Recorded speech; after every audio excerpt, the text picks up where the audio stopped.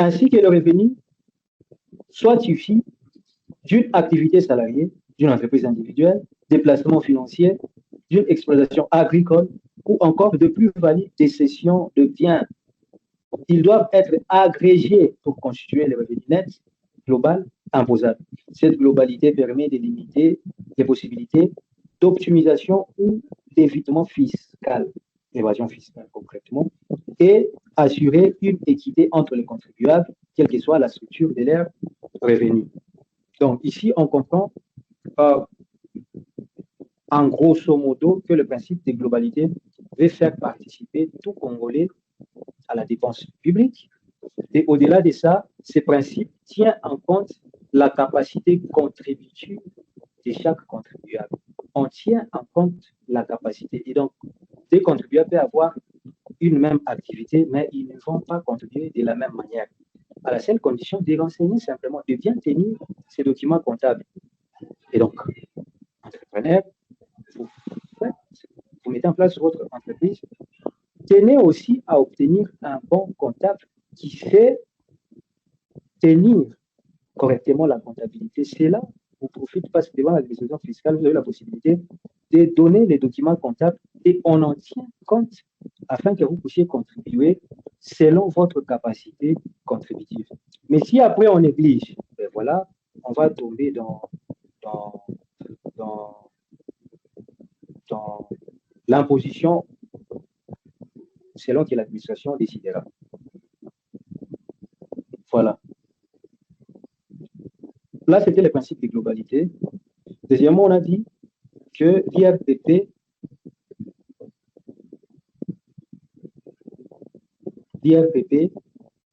respecte aussi le principe de progressivité. La progressivité constitue l'un des fondements de la justice fiscale. Elle repose sur l'idée selon laquelle la charge fiscale doit augmenter proportionnellement avec la capacité contributive. En pratique, cela se traduit par l'application d'un barème progressif par tranche. Ah, ok.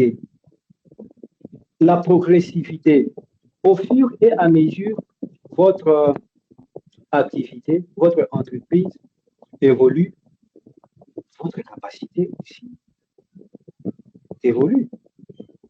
Vous ne pouvez pas dire que lorsque j'avais commencé mon entreprise, j'ai payé quoi ça, $30 en ce qui concernait l'impôt sur le bénéfice des micro-entreprises. C'est ça qu'ils vont payer, $30. Cette année, ils vont payer $30. Ben, voilà, vous vous dites que lorsque j'avais commencé, j'étais micro, j'ai payé en 2026 $30. Comment ça se fait qu'aujourd'hui, vous me taxez 1% de mon chiffre d'affaires aujourd'hui en 2028? Mais c'est normal. C'est parce que l'IRPP respecte aussi le principe de la progressivité. Ça signifie en 2028, là, l'administration a constaté que votre activité a évolué, votre chiffre d'affaires a augmenté, ce qui a permis à l'administration de catégoriser actuellement votre entreprise comme PE. Voilà, comme PE, petite entreprise. Et pour les petites entreprises, on sait que les RSIBP, c'est selon qui font des services sur les ventes et puis on prend 1% ou 2% selon les cas. Et les autres là revenus, il y a tout un barème qui est arrêté par l'arrêté. Il y a tout un barème. C'est-à-dire si vous rentrez dans la catégorie de 0, je ne sais pas, à 1,9 million, il y a un pourcentage qui sera prélevé, je ne sais pas, 3%. Parce que vous rentrez dans la catégorie de 2 millions, il y a un pourcentage qui sera prélevé. Un pourcentage qui sera prélevé. Et donc l'IRPP, à retenir, l'IRPP respecte le principe de progressivité. Ça signifie que vous devez observer l'évolution de votre activité économique, de votre entreprise. Ça a évolué ou ça peut même désévoluer, régresser. Vous avez commencé avec une entreprise qui était payée, mais ça, avec le temps, vous réalisez des revenus moins que ce que vous réalisiez dans l'année de la mise en place de votre activité.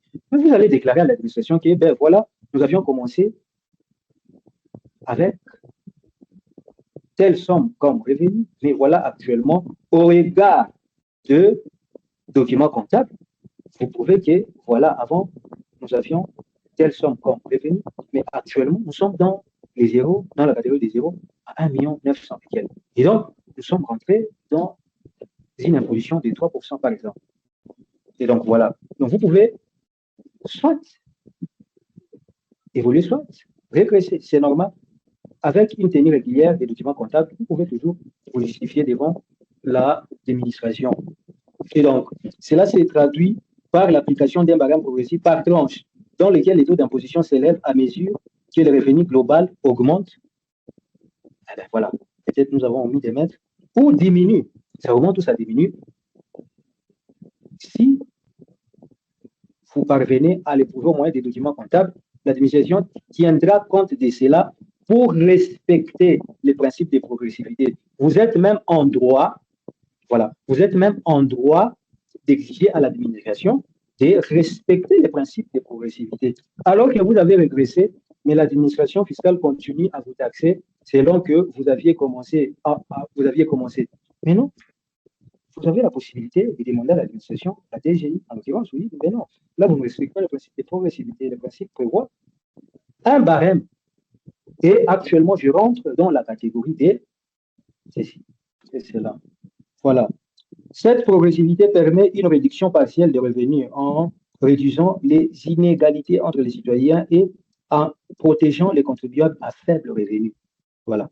Elle incarne la solidarité fiscale au sein de la collectivité nationale. Dans le système congolais, les barèmes applicables à l'IRPP est structuré de manière à préserver une imposition modérée pour les revenus les plus faibles, tout en assurant une contribution significative de la part des hauts revenus. Et donc, ici, on veut dire que ces barèmes-là est beaucoup plus sévère à ceux qui ont déjà des grandes entreprises. Moins sévère à ceux qui commencent. Les débutants, là, vous avez une toute petite activité qui commence. La RDC a pris en compte ce qu'on a toujours dit à la cité, les débuts ont toujours été difficiles. L'administration congolaise a pris en compte cet adage-là, ayant compris que les dégâts ont toujours été difficiles, et elle a mis en place un barème selon lequel ceux qui commencent puissent moins supporter les dépenses publiques que ceux qui ont déjà dit longtemps, qui travaillent, qui ont déjà évolué, ils ont de revenus considérables. Ceux-là sont frappés sévèrement par rapport à nous qui commençons. Et c'est l'administration congolaise est clément par rapport à cela. Et donc, cela est conformément aux principes, aux standards internationaux. Sur le plan international, c'est exigé de cette manière-là. Et la RDC s'est dit aussi que non, moi, je ne vais pas rester, même si j'emboîte les pas.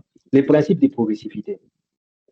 Alors, troisièmement, c'est le principe de territorialité. On dit ceci, le principe de territorialité modifié, voilà, il faut ajouter modifié, introduit une distinction essentielle entre résidents et non-résidents fiscaux. Comment ça? Les contribuables résidents en RDC sont soumis à l'IRPP sur l'ensemble de leurs revenus mondiaux. Ah, ok. Ils disent que dès lors que vous êtes en RDC, vous résidez la RDC, vous avez une résidence. Dès lors que vous avez une résidence en RDC, dès que vous avez une activité, l'IRPP vous est imposable.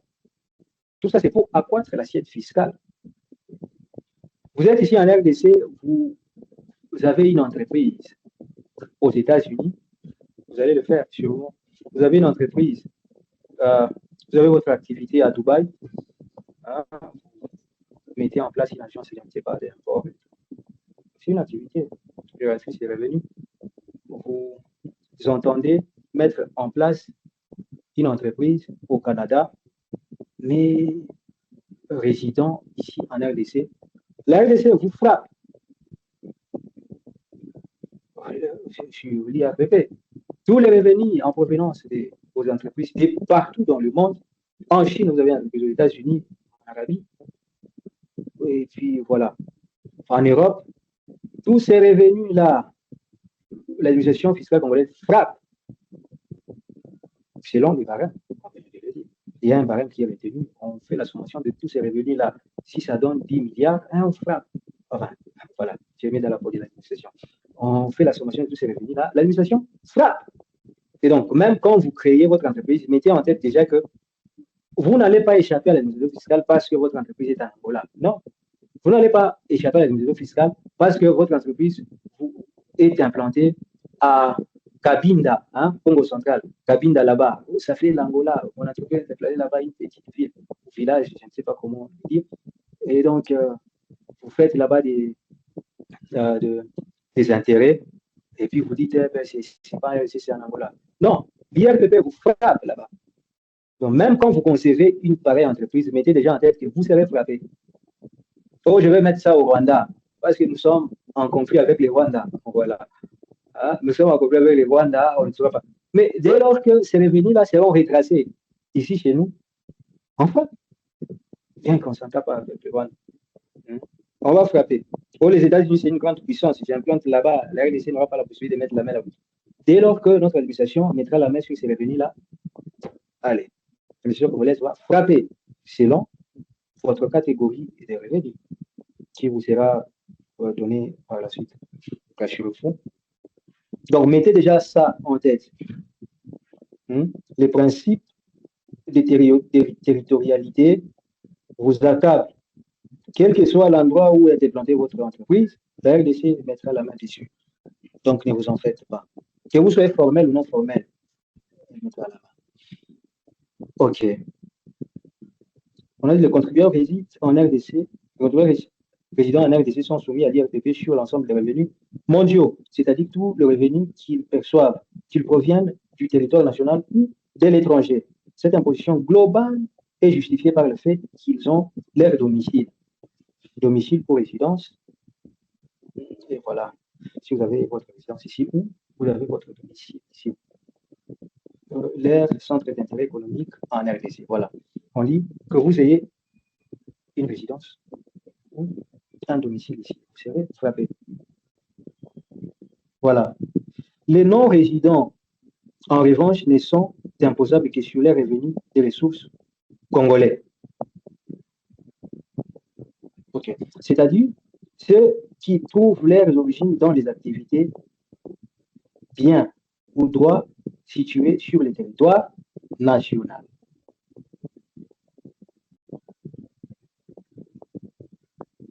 Je ne sais pas si ça se fait. Les non-résidents, vous n'êtes pas de ces pays. Mais dès lors que vous êtes venu mettre une activité, une entreprise ici, vous serez frappé. Hein? Oh, moi, je vais créer une entreprise pour échapper à la fiscalité, je ne vais pas vivre en Europe. Mais, oh, la RDC, puisqu'elle présente beaucoup d'opportunités économiques, mais bon, après, je m'installe en Europe, mais j'implante mon entreprise en RDC, et de cette manière-là, j'aurai à échapper à l'impôt. Détrompez-vous, même si c'est là est le cas, l'administration vous laisse met la main dès lors que votre activité est sur le territoire national congolais. Cette territorialité modifiée est conforme aux standards internationaux. Ça signifie partout dans le monde actuellement. C'est ça qui s'applique. C'est ça qui s'applique partout. Quand vous partez en France, vous connaîtrez la même chose. Et donc, les enseignements que nous sommes en train de dire, comme nous l'avons dit au préalable, à Bovo, ce sont des contenus opérationnels. Vous les avez, c'est de partout qu'elles existent, c'est de partout qu'elles sont d'application. Ça signifie, si vous dites que, ben, comme c'est la RDC, moi je ne sais pas ailleurs, mais vous connaîtrez le même problème. Donc, ce qu'il y a à se mettre en tête, c'est que une entreprise qui sont formées ou non formées, c'est frappé par l'administration. Que vous soyez ici en RDC, l'activité ailleurs, elle sera frappée. Que vous soyez à l'étranger, que l'activité soit en RDC, vous serez frappé par la RDC. Que vous refusiez finalement la RDC, ça n'est trop, je parle en France. Mais là, en France, puisque vous êtes en France, vous serez frappé par le même principe, c'est un standard international, ce que nous sommes en train de dire. Vous pouvez aussi dire, je pars au Canada, mais vous serez frappé de la même manière que nous sommes en train de le dire pour le cas de la RDC. Et donc, ce sont des standards internationaux, ça s'applique partout dans le monde. Vous connaîtrez le même problème. Vous êtes dans le formel, vous êtes informel, vous avez la même situation ici, à RDC, aux États-Unis, en France, en Europe, et voilà, en Arabie Saoudite. Et après, le dernier principe, c'est là où nous allons arrêter pour aujourd'hui, il fait déjà 20 heures, c'est le principe d'individualisation de l'impôt. On dit l'IRPP repose également sur les principes d'individualisation selon lesquels l'impôt est calculé personnellement pour chaque contribuable, indépendamment de sa situation familiale. OK. Ah, ça dépend. Bon. Voilà pourquoi vous allez voir dans la version congolaise, on est en train d'instituer cette affaire-là de l'impôt, enfin, du numéro fiscal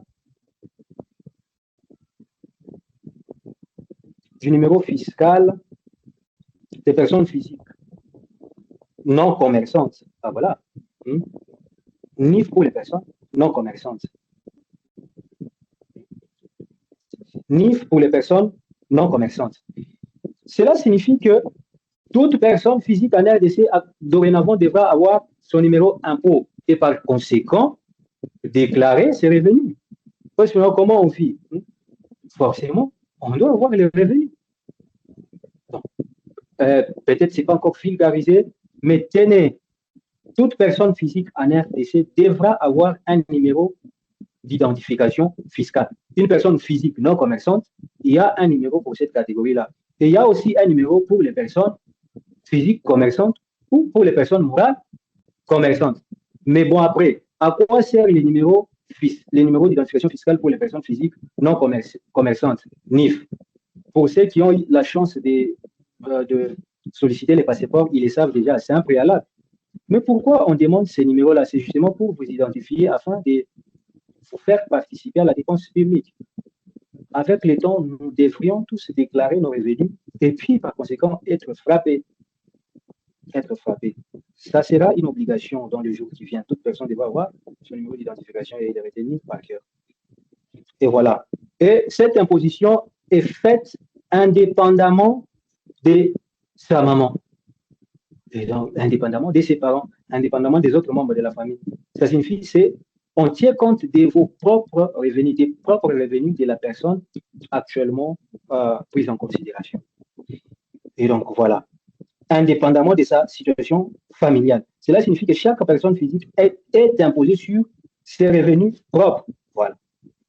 Sans agrégation obligatoire des revenus du conjoint. Oh, nous sommes mariés. Et ça n'a rien à voir. Chaque conjoint, c'est pas revenu. Alors, et on a dit, ou des personnes à charge. Voilà. Cette individualisation renforce l'équité du système en évitant que les contribuables soient pénalisés ou avantagés selon leur situation matrimoniale. Elle facilite également la gestion fiscale et le suivi des déclarations. Ensemble, ces quatre principes que nous venons de dire pour clôturer, ces quatre principes fondamentaux, la globalité, la progressivité, la territorialité modifiée et l'individualisation, caractérisent le régime de l'IRPP et garantissent son efficacité, sa cohérence et son équité et sa légitimité. Il traduit la volonté du législateur d'instaurer une fiscalité personnelle moderne, conforme aux standards internationaux, équitable et adaptée à la réalité économique et sociale du pays. Ceci étant,